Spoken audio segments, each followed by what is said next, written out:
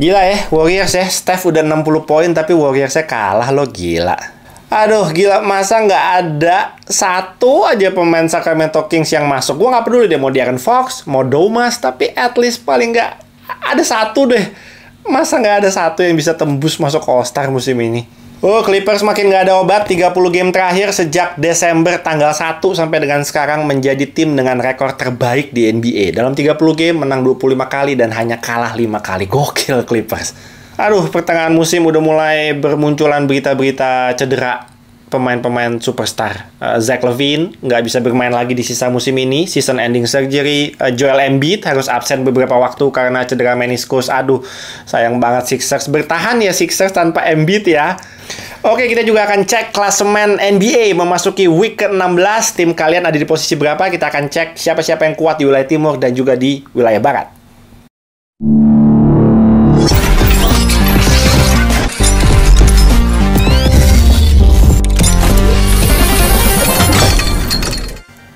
Ngobrol NBA episode 105. Guys, sekarang sudah hari Senin. Sudah memasuki week ke-16 di NBA. Gokil ya, udah 4 bulan ya. Udah week ke-16 di NBA. Jangan lupa setiap hari Senin kita juga pasti akan ngecek klasemen. Nanti di akhir video ini kita coba cek klasemen. Teman-teman juga bisa lihat posisi tim favorit kalian ada di posisi berapa. Apakah ada di zona play-in, apakah ada di zona playoff, apakah ada di zona lottery pick. Nanti kita lihat ya di akhir-akhir ya. Tapi sejak gue bikin episode 104 sampai dengan hari ini ada beberapa berita yang menarik yang layak dibahas di episode kali ini. Yang pertama tentunya adalah pengumuman untuk pemain reserve untuk NBA All-Star sudah diumumkan untuk di wilayah barat dan di wilayah timur. Yuk kita lihat di wilayah barat yang terpilih 7 pemain menjadi pemain reserve-nya adalah yang pasti pertama adalah Steph Curry. Steph Curry sejak nggak kepilih jadi starter kayaknya mainnya jadi ganas banget doi. Ada Steph, ada D-Book, ada 2 Clippers yang diangkut, ada Kawhi, ada PG, Harden nggak kebawa. Ada 2 pemain Minnesota Timberwolves. Di situ ada Ant-Man sama ada Cat. Dan ada 1 pemain dari Lakers untuk menemani King James. Di situ ada partnernya King James, ada Anthony Davis. Nah ini 7 pemain yang akan menjadi reserve di All-Star. Nanti kita akan bahas siapa-siapa aja yang ketinggalan. Itu wilayah barat. Di wilayah timur ada Tyrese Maxey. Hey, Tyrese Maxey, seneng banget gue. Akhirnya Tyrese Maxey bisa terpilih menjadi All-Star. First timer. Ada yang pertama kali juga bakal debut di All-Star. Kali ini ada Paolo Banchero dan juga ada Jalen Brunson. Jalen Brunson sampai nangis bro. Kemarin gue nonton game Knicks lawan siapa waktu itu ya.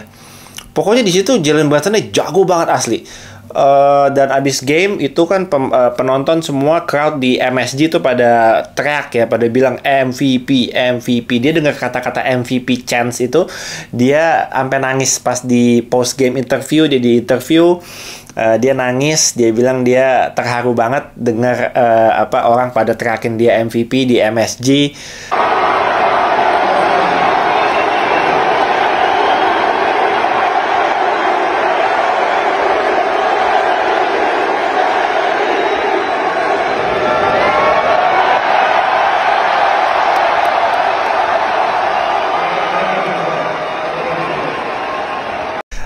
Plus itu juga dia terharu karena akhirnya dia divalidasi dia terpilih menjadi NBA All-Star pertama kalinya. Terus tadi ada Paolo Banchero, ada Jalen Brunson, ada Tyrese Maxey, ada Bam, ada partnernya Jalen Brunson juga dari New York Knicks, ada Julius Randle, ada Spida Mitchell, ada Donovan Mitchell, dan juga ada another JB, ada Jaylen Brown. Gue kemarin sempat cek ada masing-masing dari barat dan dari timur itu ada 4 tim. Ada 4 tim yang ngirim 2 pemain. Tadi gue udah bahas ya di barat Lakers ngirim 2 pemain, Clippers ngirim 2 pemain, terus ada Timberwolves ngirim 2 pemain. Terus gue kalau di timur tadi ada siapa tuh? Ada Embiid Maxey, 2 pemain. Terus ada Tatum, Jaylen Brown, itu juga 2 pemain. Intinya ada beberapa tim yang memang pemainnya terpilihnya 2 dari tim itu. Nah, sekarang nih yang jadi perdebatan, biasa setiap tahun kan pasti ada pemain-pemain yang kita bilang sebagai All-Star Snubs, yang ketinggalan, yang nggak kepilih, tapi sebenarnya layak. Musim ini gue coba munculin juga beberapa nama yang layak menurut gue masuk di wilayah timur dan juga di wilayah barat, yang pastinya ada Jamal Murray, ada Trae Young. Lu bayangin ya, Trae Young itu fan votingnya itu kalau nggak salah ya, gue waktu itu sempat ngikutin sampai dengan week keberapa fan votingnya, itu dia fan votingnya ada di bawahnya Hali tuh, tipis emang sama si Lillard tuh, tipis-tipis gitu. Trae Young dari fan voting bisa ada di urutan 2 atau 3, gue lupa, 2 lah ya, let's say 2. Even cadangan aja nggak masuk. Gila, men. Even cadangan aja nggak kepilih. Itu Trae Young. Scottie Barnes itu sangat-sangat layak juga. Dia statistiknya musim ini menurut gue complete. Di semua area itu dia complete. Improve banget musim ini. Scottie Barnes. Derek White gue nggak mau terlalu bilang bahwa Derek White wajib masuk All-Star. Enggak sih. Enggak lah. Bagus Derek White musim ini. At least di belakangan ini menurut gue statistiknya membuat kita untuk bisa menerima bahwa oh ya udah Derek White nggak apa-apa lah nggak jadi All Star. Tapi memang sempat ada beberapa belas game yang kita bilang bahwa gila Derek White ini layak banget ya jadi All Star nih. Tapi di terakhir menurut gue ya bukan kembali ke bumi, tapi ya menurut gue ya ada lebih banyak pemain yang punya catatan lebih bagus daripada dia yang layak juga untuk terpilih jadi All-Star tapi juga gak kepilih. Itu Derek White tuh. Lauri Markkanen dari Utah Jazz, ada James Harden pastinya, De'Aaron Fox, bro. Ini 2 pemain Kings ini terserah deh lu mau pilih mana, lu mau pilih Domas juga statistiknya double-double musim ini, 13 rebound, 9 assist, 20 points per game, 19,9 points per game, 13 rebounds per game, 8, sekian assist per game. Statistiknya hampir triple-double season. Nggak kepilih tuh Domas. De'Aaron Fox juga, gila men, 2 pemain Kings ini, paling nggak satu deh lo angkut. Gue nggak masalah mau De'Aaron Fox mau Domas, tapi paling nggak ada satu deh yang keangkut kepilih masuk All-Star. Ini nggak ada yang kepilih. Alperen Sengun. Alpi gue kemarin sempat pilih jadi salah satu pilihan gue untuk masuk All-Star. Mungkin belum rezekinya karena masih ada pemain-pemain lain juga yang statistiknya oke juga musim ini. Tapi Alperen Sengun cepat atau lambat, gue nggak peduli musim ini nggak kepilih nggak apa. Tapi mungkin musim depan harus kepilih kalau Alperen Sengun, asal dia tetap stabil dan bahkan improve musim depan. Musim ini sih udah kelihatan banget potensinya, bro. Alperen Sengun sih nggak kepilih musim ini juga nggak apa-apa. Masih panjang banget karirnya. Jadi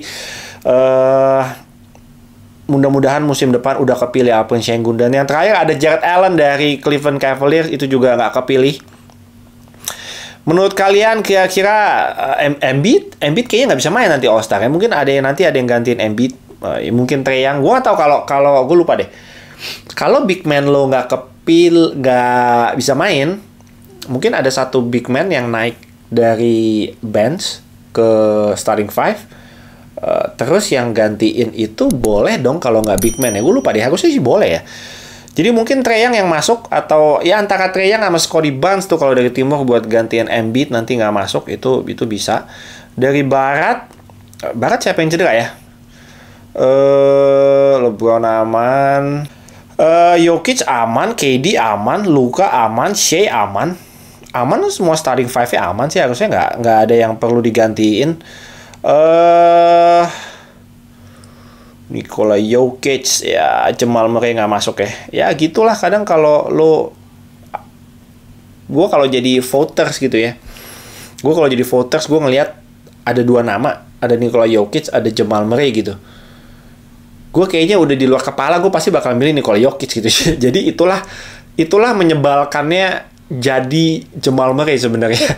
Karena di tim lo ada Nikola Jokic, itu yang membuat para voters, para media, para coaches menurut gue milih yang ya udah ada Jokic, ya udah Jokic aja satu cukup. Jamal Murray-nya nggak usah, udah pilih aja dari pemain dari tim lain. Kadang mungkin ada kecenderungan seperti itu gitu, karena udah ada satu Jokic sebenarnya dari Nuggets udah cukup. Walaupun Jamal Murray itu nggak jelek, Jamal Murray itu bagus, man, jago gitu. Tapi ya gitu, kadang mungkin psikologi orang mikirnya yang udah Denver satu aja ngapain berdua gitu kan, kadang suka ya, kalau gue sih begitu.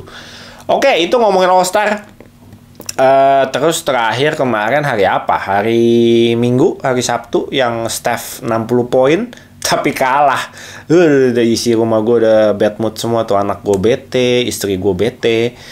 Ya kita ada kejadian beberapa kali ya musim ini ketika pemain udah cetak 60 poin atau lebih tapi timnya kalah. Itu Cat kalah tuh. Cat, Devin Booker kalah. Stephen Curry 60 poin juga kalah. 3 pemain itu nyetak 60 poin tapi timnya kalah, dan itu semua terjadi di musim ini. Itu baru pertama kali kayak dalam sejarah NBA kayak gitu, nggak pernah ada sebelumnya. Gokil sih. Tapi sekaligus Steph juga 60 poinnya itu menjadi pemain kedua bersama dengan Kobe Bryant ya yang bisa mencetak 60 poin ketika umurnya udah 35 tahun atau lebih. Itu cuma yang bisa Steph sama Kobe, baru dua orang itu tuh. Gokil Steph. Oh gila, lu kalau nonton game lawan Atlanta sih Steph udah bener-bener nyetak, bener-bener kalau nggak ada Steph mah Armstrong udah bener-bener deh Warriors. Warriors tuh musim ini yang bagus tuh ya, yang bagus itu Steph, itu udah pasti bagus.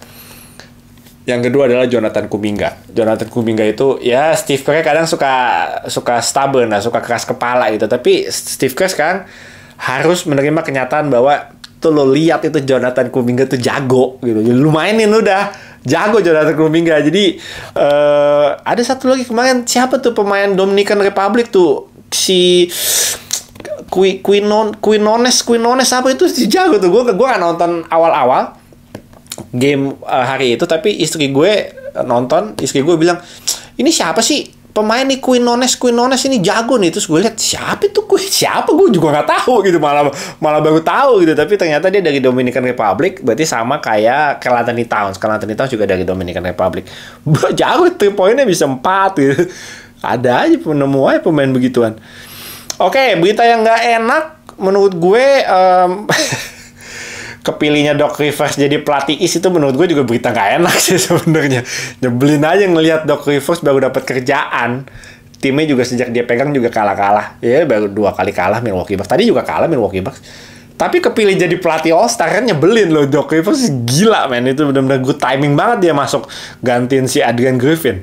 Adrian Griffin yang dapetin rekornya 30 kali menang 13 kali kalah, itu Adrian Griffin yang dapat kerjaan jadi pelatih All Star-nya Doc Rivers, kan nyebelin loh. Itu berita nggak enak buat gue. Wilayah barat pelatihnya Chris Finch dari Minnesota Timberwolves layak lah. Ya gue pengennya Mark Daigneault dari OKC sebenarnya, tapi Chris Finch juga nggak apa-apa. Aman. Berita yang nggak enak sebenarnya, nggak enak beneran, literally nggak enak itu ada 2. Zach LaVine cedera rest of the season, dia nggak bisa main lagi, season ending surgery, dia nggak bisa main lagi. Joel Embiid ini torn meniscus ya, detailnya gue nggak tahu seperti apa, tapi beritanya yang simpang siur adalah dia torn meniscus, cuma menunggu dari Sixers yang akan mengeluarkan statement seperti apa nanti penanganannya dan butuh waktu recovery-nya berapa lama itu belum dipublish sama Sixers. Tapi mungkin gue expect lebih dari 3 minggu mungkin ya, prosedur surgery-nya nanti seperti apa. Gue coba baca-baca lagi nanti detailnya, belum terlalu banyak yang dipublish. Tapi sejauh ini itu berita yang gak enak karena tanpa Joel Embiid gue nggak tahu Sixers bakal gimana. Joel Embiid sejauh ini sudah absen di 14 game. Selama 14 game itu Sixers cuma menang 4 kali, kalah 10 kali. Kalau ada Embiid, Sixers menangnya 26 kali, kalahnya 8 kali. Jadi kelihatan gapnya, jomplangnya ketika ada dan tidak adanya Embiid di lapangan. Karena penggantinya Embiid pun juga lumayan jomplang, Paul Reed. Ya jomplang lah, dari Embiid ke Paul Reed itu kan jomplang banget gitu. Tapi Paul Reed juga sebenarnya bagus, aman-aman aja. Cuma untuk dibandingkan sama pemain yang dia gantikan gitu, Embiid udah jauh banget gitu. Ya gue doain lah buat fans-fansnya Sixers, mudah-mudahan bisa terus bertahan, karena nanti kalau pas nanti kita bahas klasemen, kalian bisa lihat itu di timur juga ketat banget itu klasemennya. Jadi banyak bisa goyang dikit bisa melorot itu. Nah ini nanti kita lihatlah Sixers bakal seperti apa. Maxey udah main lagi, Maxey udah main beberapa game, udah balik dari cederanya. Terus ada berita, ini sih udah berita berapa waktu lalu ya, yang Rich Paul bilang bahwa Lakers tidak akan nge-trade LeBron. Banyak ide, banyak ide dari fans-fans di Instagram bilang bahwa satu-satunya yang akan menyelamatkan Lakers untuk jangka panjang adalah ya udah rebuild aja, fokus aja ke pemain-pemain muda. Trade aja LeBron, AD, udah trade aja semua, fokus ke pemain muda, rebuild. Gue cuma mau bilang, emang pernah ada Lakers mau fokus ngelihat 5 tahun ke depan rebuild? Itu menurut gue nggak ada gitu. Dulu punya pemain-pemain bagus, begitu ada superstar kayak LeBron mau masuk, yang muda-mudanya dikorbanin semua. Ya ada masa-masanya dia Lakers itu seolah-olah terlihat seperti rebuild gitu ya, terlihat seperti rebuild, tapi sebenarnya itu nggak rebuild gitu loh. Lakers tuh bukan typical franchise organization yang bisa tahan 5 tahun nggak berprestasi gitu, agak di luar, agak lain gitu. Bukan Lakers lah itu, kita nggak cocok dengan culture-nya di Lakers. Kalau emang busuk ya busuk karena memang tidak ada pemain yang bagus, ya itu pernah Lakers kayak begitu. Tapi kalau ada pemain bagus terus lu ganti dengan pemain-pemain muda dan berpikir untuk jangka panjang, menurut gue itu bukan Lakers. Kalau emang busuk ya busuk aja udah. Kemarin-kemarin gitu, kalau emang busuk karena tidak ada pemain yang bagus, ya itu sekalian busuk gitu. Tapi kalau ada LeBron, ada AD, terus tiba-tiba sekarang mau ubah haluan jadi yang ya udah deh, kita fokus aja deh buat jangka panjang deh, kita develop nih pemain-pemain mudanya nih, Austin Reeves dan kawan-kawan, Max Christie, itu Jalen Hood-Schifino dan lain-lain. Enggak sih kayaknya, enggak ya, udah kepalang tanggung gitu ya. Jadi Rich Paul, agentnya LeBron, udah bilang bahwa tidak ada kepikiran Lakers mau nge-trade LeBron. LeBronnya juga belum ada kepikiran mau pindah ke tim lain. Jadi ya udah, Lakers ya stuck with LeBron. mau kemana dia? Atau mau ke OKC LeBron? OKC aja. Nanti biar Bronny kan sekarang juga statistiknya juga di USC kan juga nggak wow banget kan, biasa banget Bronny statistiknya. Mungkin nanti jatuhnya di second round dong, nanti kita ambil deh. Nanti OKC ambil, nanti kita bikin perjanjian. Kalau LeBron ke OKC, nanti OKC bakal ngambil Bronny. Kan itu yang lo inginkan. Nanti mau Lakers mau siapa? Mau draft pick banyak, mau pick banyak pokoknya. Gue tambahin si Pokusevski tuh, panjang tuh, kurus panjang-panjang, kepake tuh di Lakers tuh. Mau Pokusevski ambil. Mau siapa lagi? Ludort, ambil deh Ludort. Josh Giddey tuh. Wah, Josh Giddey di LA pasti seneng banget deh.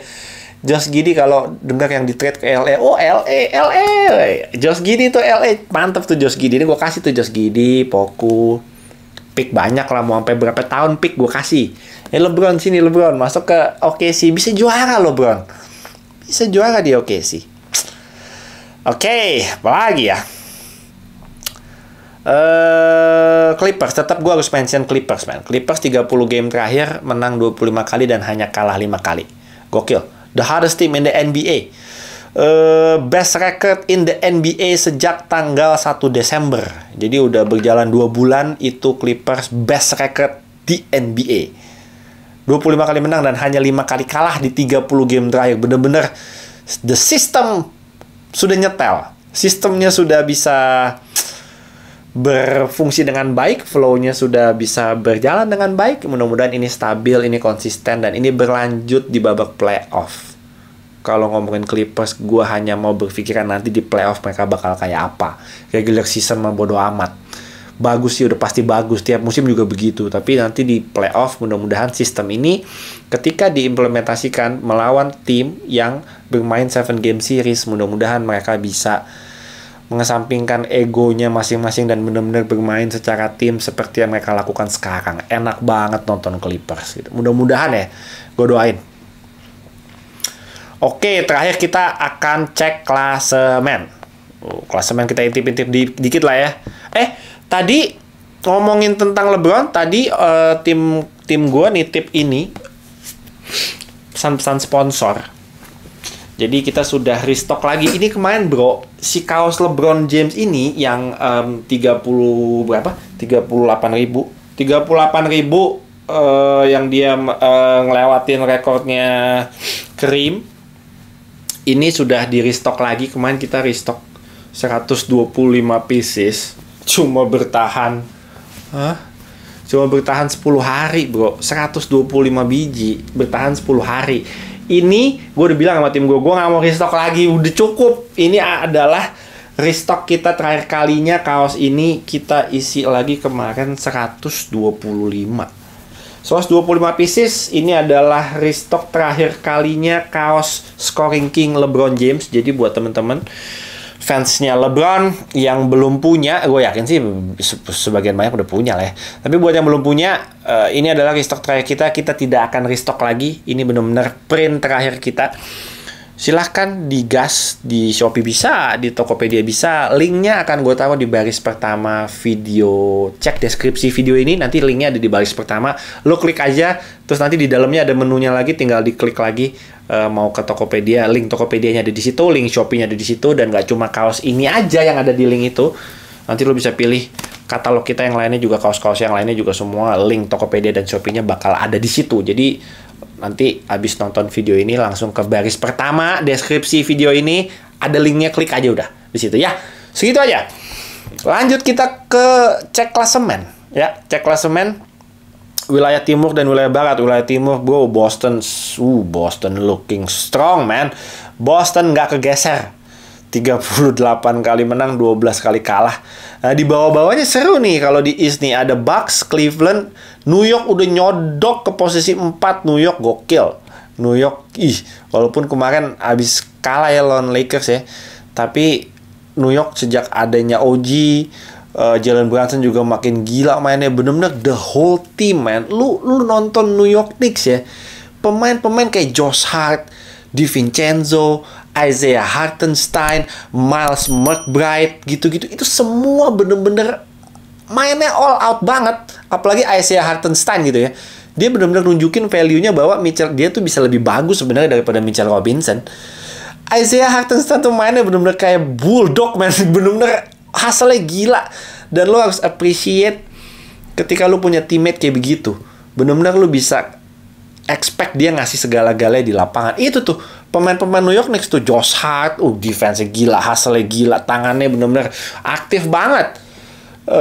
Isaiah Hartenstein, Miles McBride, Donte DiVincenzo, Brunson nggak ada obat. Jadi gue harus kasih apresiasi banget nih buat New York Knicks nih. Mereka short-handed banget kan, nggak ada Julius Randle, nggak ada Mitchell Robinson, nggak ada OG Anunoby, tapi pemain-pemain yang kayak Precious Achiuwa aja tuh bisa bener-bener step up gitu loh. Precious Achiuwa tuh front court-nya berdua sama Isaiah Hartenstein tuh bulldog man, berdua man, gila tuh bener-bener.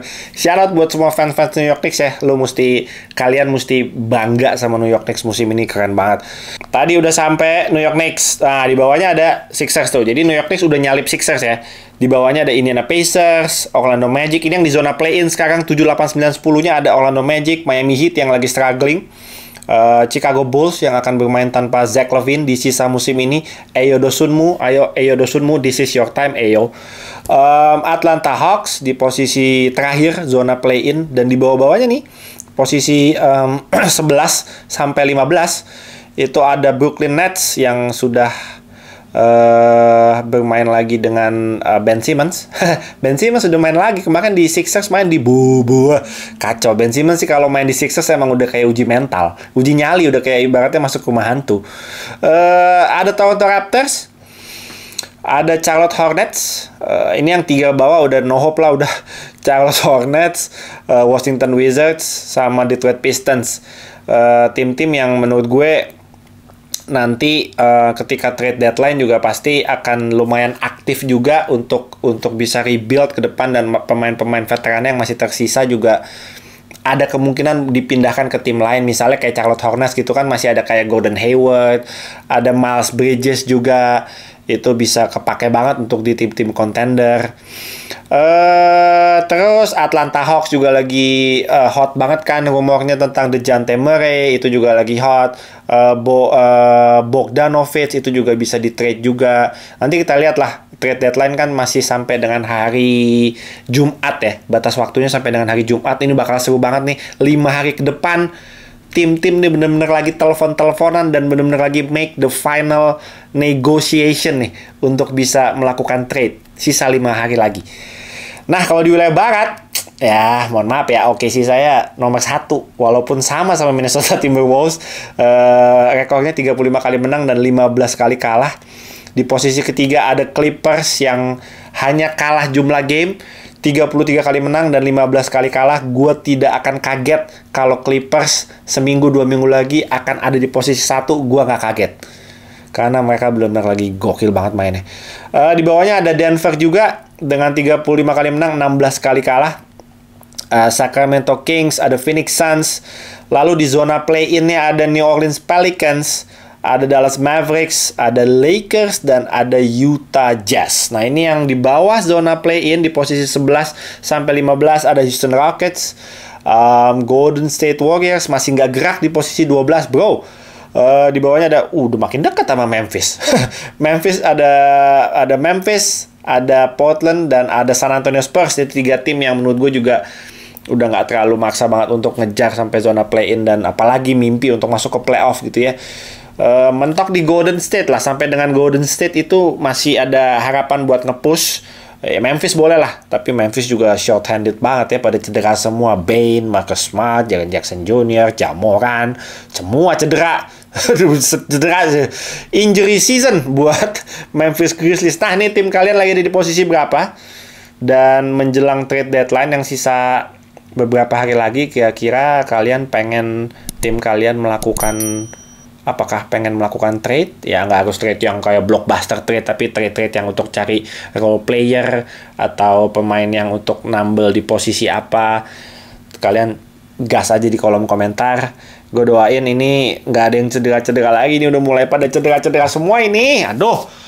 Embiid ini sayang banget Embiid, jadi bisa dibilang ya nggak tergantung nanti dia absennya berapa lama, tapi sudah hampir dipastikan Embiid akan tidak bisa eligible untuk menjadi MVP musim ini karena dia hanya tinggal sisa jatahnya tinggal berapa game lagi, 3 game 3-4 game lagi jatah injury-nya, jatah absennya tinggal segitu. Kalau dia lewat dari 4 game lagi absen, udah otomatis dia udah terdiskualifikasi dari perebutan MVP. Sayang ya, tapi ntar kita lihat lah, gue doain ya. MVP udah lupain aja MVP, yang penting Embiid nanti mudah-mudahan bisa comeback, bisa 100% dan nanti untuk mempersiapkan nanti ke babak playoff. Gue doain itu buat fans-fansnya Sixers. Untuk sementara waktu bertahan dulu ya tanpa Joel Embiid, karena ini kayaknya bakal lumayan nggak seminggu beres ini kayaknya, bisa 3-4 minggu mungkin ya. Oke, segitu aja episode 105. Kita akan jumpa lagi tentunya di Ngobrol NBA episode selanjutnya. Besok sepertinya gue akan bikin episode khusus buat member. Jadi yang belum sign up jadi member bisa sign up, caranya nanti gue masukin juga di baris kedua. Di baris kedua deskripsi video ini adalah cara dan link yang bisa kalian langsung klik untuk bisa subscribe jadi member di Ngobrol NBA. Gue senang banget sampai sejauh ini sudah ada 100 berapa member gitu. Udah ada 100 member lebih. Mudah-mudahan bisa bertumbuh terus dan doakan gue bisa terus bikin konten-konten buat kalian semua ya. Oke, segitu aja episode 105. Thank you guys for watching. I'll see you guys on the next episode. I'm out.